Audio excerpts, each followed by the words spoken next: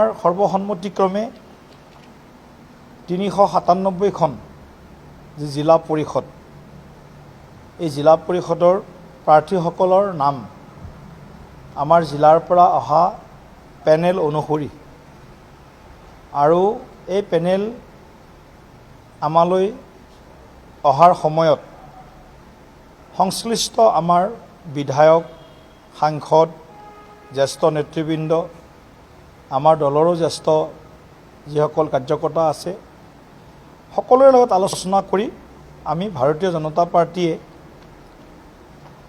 যিসমূহ আসন আমাৰ প্ৰতীক চিহ্নত খেলিম, সেই আসনসমূহ আজি আমি চূড়ান্ত কৰিছোঁ। 7টা বিধানসভা সমষ্টি আৰু এখন জিলাৰ আমি সদ্যহতে প্ৰাৰ্থী চূড়ান্ত যি প্ৰক্ৰিয়া তাক কাইলৈৰ বাবে স্থগিত ৰাখিছোঁ। বাকী আমাৰ 30খন জিলাৰ আটাইকেইখন জিলাৰ পৰা আমাৰ যি বিজেপি দলৰ প্ৰাৰ্থিত্ব প্ৰত্যাশী আছিল, সেই প্ৰত্যাশীসকলৰ মাজৰ পৰা আমি চূড়ান্ত প্ৰাৰ্থী তালিকাত আমি